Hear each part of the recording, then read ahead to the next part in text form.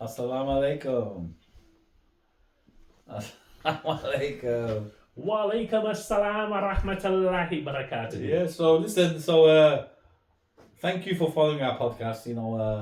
I'm enjoying it as much as Baki is enjoying it. And I hope you guys are enjoying it. Thank you for your feedbacks. I'm reading them as we see, and quite open minded, quite inspirational.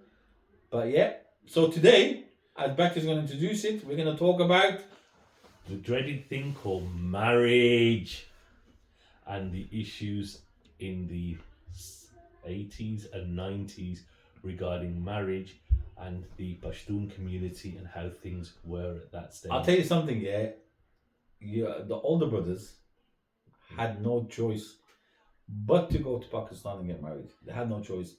And there was no choice about who they were going to marry. It was just like, you're marrying someone, there may be a picture, there may not be a picture. Hell no, where did you... What Right. do you think you're something special or something? Yeah, that you're getting a picture? Yeah, oh yeah. No. There may be a picture, there may not be a picture. No, there's not a picture. It was basically like... On the day. Yeah, you know Cilla Black's Blind Dating? Yeah, you know what? Pull back the screen and who... Yeah, you those got are- midgets. Yeah, no, it's those of certain age, basically. If you ever watch Blind Date, when Cilla Black used to be there, basically, and he says, well, Graham, can you pull back the screen and see who the date is? Well, it's can you pull back the screen and see who you're getting married to? And that was your lot, basically. That was your job lot, Yes. yeah? And you know what?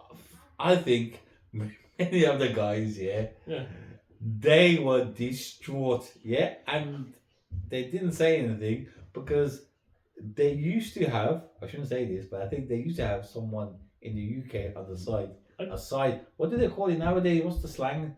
A side hustle. They used to have a side hustle. The Or side, a few side hustles. side hustle is probably one thing, basically, but, you know, obviously evolution of humans and the way that we were and what growing up in a different environment to what our forefathers had actually grown up in, so they had a different way of thinking. Yeah, a but different thing way of is, doing things. But But don't get me wrong, our forefathers, they were a naughty lot as well, you know. So they used to love don't- sausages. Don't get And the other, yeah. they used to love all of that. Don't Oh, get it twisted, innit? You know, like when somebody looks back with nostalgia and says, "Oh, my granddad or my great granddad was a great man," and he never stepped out of line. they walked. They played the game. Oh yeah, I always say they used to love women. They used to love sausages. Yeah. They used to love alcohol. Not all of them, but some of them they did mess around. But anyway, one of the thing is the reason why they went to Pakistan to get married is because when their wife came here, they looked after the family, and that went on for the best part of the mid 80s, didn't it? Yeah, pretty much. Yeah, and when the wife came, Yeah. the husband was probably pissed off with the situation, right? Probably was, right? He'll probably have kids, and she would be in the house in a nice way, The matriarch. The matriarch, the 100%. And your mother will, between them two, will look after the house and do shopping. And you know what? There was that sense of that nuclear family, and there was togetherness, yeah. Whereas the husband would probably a taxi driver, whatever he was doing, had something on the side. But that it worked. It worked for them. It was Okay. It was functional, It- but It wasn't perfect. no. But the thing that we wanted to cover on this, basically, more than anything else, was the marriage situation and those which were in the UK trying to integrate with those from Pakistan, and how that generation of those which were probably born mid 70s to about mid 80s, you know, that 10-15 years. A lot of them could speak Pashto. A lot of them love Pashto songs. A lot of them travel to Pakistan. So they Yeah, but the travel to Pakistan No, wasn't but- as regular. no, but they didn't have a problem about integration in Pakistan. That's what I think, because they- many of them. You actually had more of a problem in Pakistan than you choose to remember, because I can't remember now. I mean, not far from me, but yeah, the issue that you used to have in Pakistan was because the majority of the community at that stage was still in Pakistan. So in the 80s, there weren't, relatively speaking, numbers wise, those which were in the UK or in Europe to those which were left in Pakistan. There was more in Pakistan than there was in Europe and outside of Pakistan.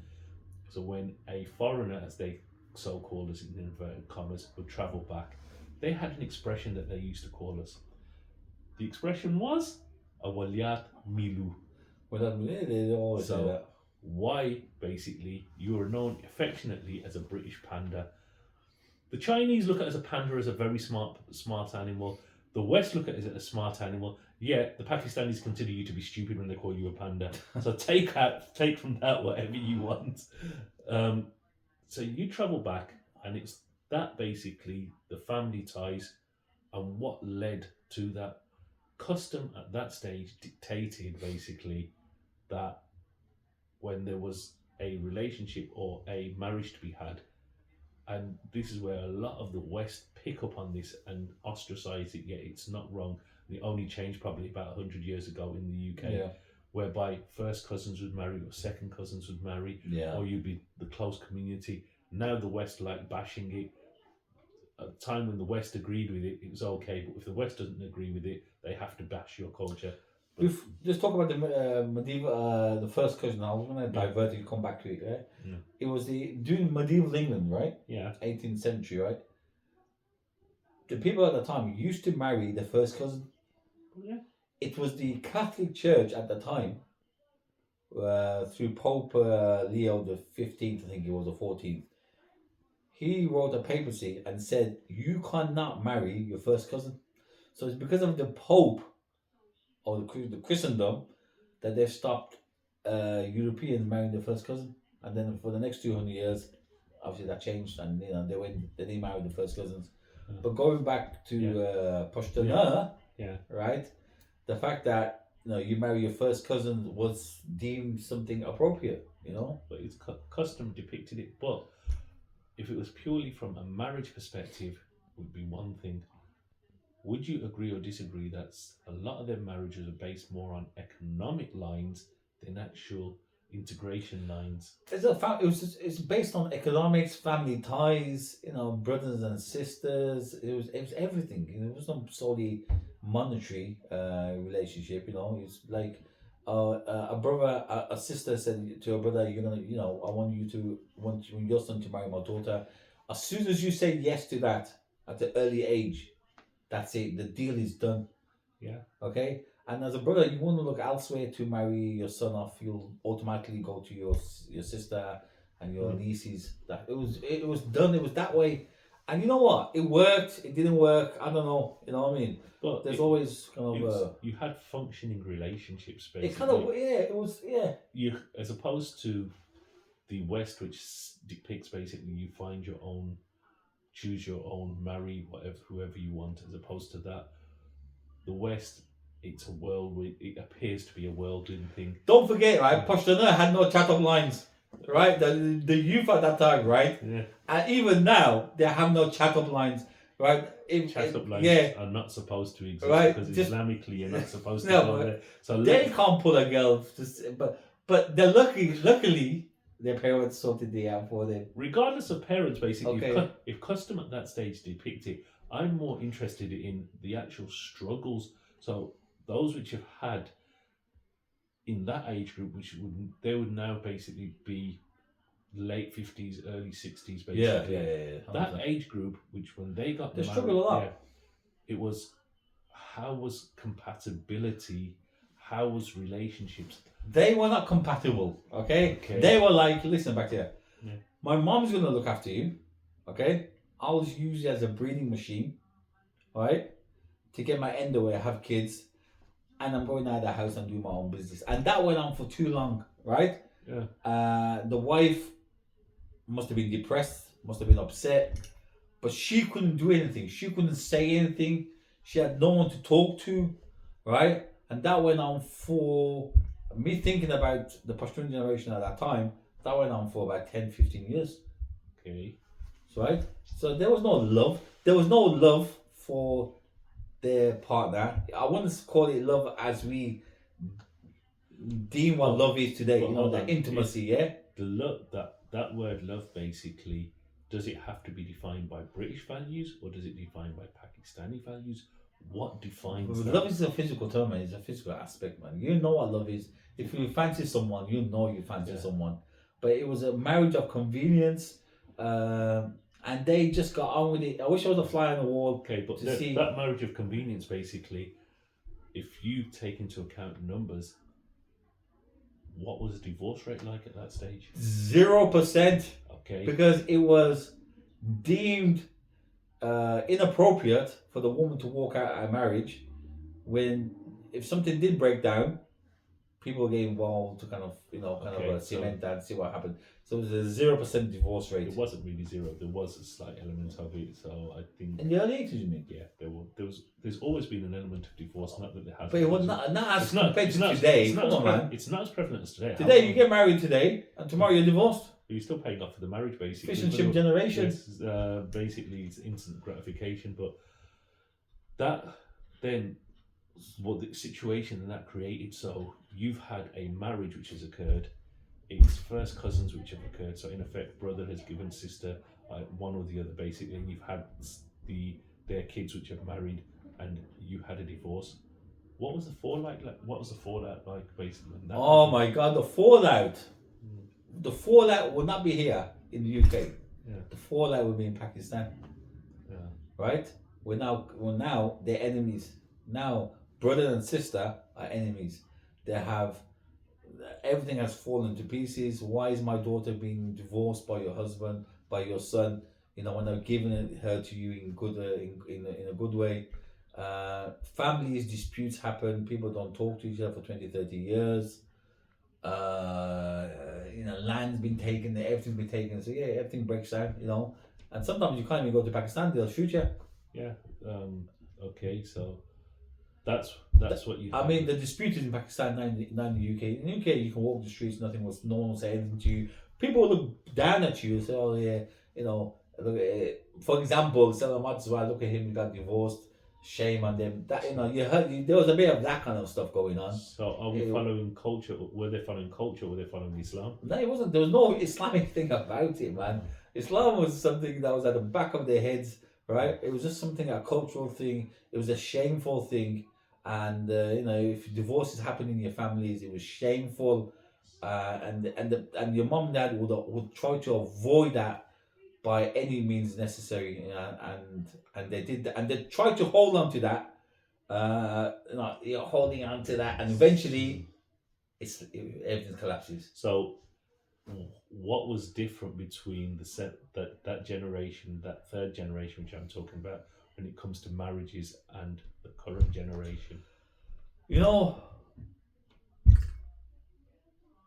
Parents today have tried to set the marriage up, have looked at different avenues. Maybe he's best placed to marry outside and it doesn't work. Maybe he's best placed to marry within the family, it doesn't work.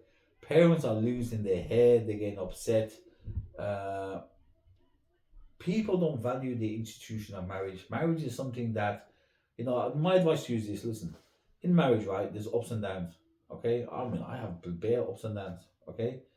But, it's imperative you don't walk away from the situation, right? And you hold on to it. Yeah, just don't say anything bad to her. Don't say anything bad to him. And what's happened nowadays, people are easily walking away from marriages and not working again, not working for it. And that's the problem we're facing today, as we see with the high divorce rate. It's basically an instant fix. If you expect marriages to be that Hollywood, Bollywood kind of style, and that Lollywood, yeah, whichever wood you want to call it. If you expect it to be that, basically, that's not marriage. The struggles which were in these coming back, like I say, which I keep relating this back to the 70s and 80s and that generation, how they got married. They didn't see their future partner. They had zero interaction with them. The first time that they'd meet basically wouldn't even be on the wedding day, because the traditional Pashtun thing basically was the girl gets married, stays there, doesn't see her husband until the third day. Yeah. So it's like they said, the Riyama basically. Yeah. So the girls had time to meet the rest of the extended family. The poor husband basically got married. He was kind of pretty much kicked out of his own house, and he went, "Don't come back for 3 days," kind of thing. So she gets integrated into the family. It worked. It worked. It worked because our parents were the glue. Yes, but it appears to be draconian. Draconian in every sense of the term. Yes. But if it appears to be draconian, however, it still works. Worked. It worked. Still functions. What happened now is because our parents have gone, they passed on to a better life, right? Yeah. The value system, you know. That's another podcast, basically. No, it's like if I have a problem with my missus, right? Who do I turn to? Now, if your parents are not there, you can't turn to your parents. Your brothers are not interested; they're too busy doing their own thing. Your aunties and they're not interested. Some might come along and have a word with you, but that link with the past, is gone, man. It's gone, and that's why today's generation of kids, where the girl nowadays is working, nothing wrong with that. Beautiful, amazing, driving her own car again, very independent. Like I say, Mohammed, we're looking at that's a future discussion. The prime crux of what I'd like to try, what I'm trying to get to in this actual podcast is how did those 60-something-year-olds that we're looking at now, basically mid-50s, early 60s, which got married, who lived and grew up in the UK, which went to Pakistan, brought their spouses back here with them. How was that functioning? What would be the difference between that way of doing things and the current way of doing things? You know what? They did it the hard way. That first generation they came in, they did it the hard way. They knew nothing else. There was no template. There's no blueprint. I'm sure they had their own feelings that self-sacrifice. There was a that were negated. You know, the dad said, "Just be quiet," right? And they just took it on the chin, and sometimes the parents turned a blind eye to their extracurricular activities that were there, but that was. Extracurricular activities have happened from time immemorial. Yeah, but I remember it was there, always occurring, but it was just. I don't know what to say, man. I've just lost my thread in my head. It was. That's not like you. No, I'll get my thread back. Here's my thread. Yeah. You know what? We'll wrap it up here. Basically, I think. What do you think, Mr. Brown? Yeah, we wrap it up here because we can talk about this and the struggles that generation had. You know what? If you speak to those kids, those men now in their 60s, they'll probably say to you, "Yes, it was difficult, okay, but we got on with it." Right? They were too busy working. Whether the taxi drivers working in factories, 14, 15 hours a day, came home, and bought some money at home, and they just got on with it, and they didn't complain. And if they did, no one cared, right? The dad definitely didn't care, but they got on with it, and they were, those generation, they were very responsible people. They're resilient. They were resilient people, very much so, because they didn't complain. They didn't say, "I want to divorce my wife." There may have been cases where there were divorces, but they got on with it because family meant a lot to them, and disrespecting their mom and dad and divorcing their wife was the big no. And I see them now in their 60s and 70s, and they love their skin that they're in. You get me? They love their skin that they're in. Obviously, right? That's what you call a marriage. That's what you call a marriage. I know. I said my mom and dad been together 50 years. Yeah. 50 bloody years. I'm thinking, half a century. How does that work? With great difficulty. Listen, I don't even know the difficulties my mom and dad went through, but I'm sure they did.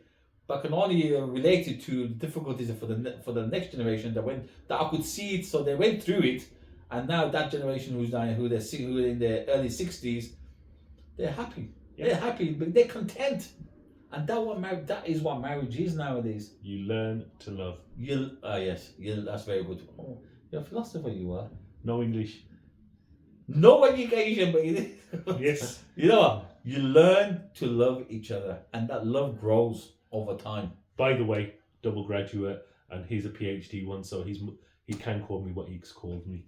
Listen. So this is Dr. Khan. And this is Bakhtiar. We'll see you soon. Assalamu alaikum. Wa alaikum salam.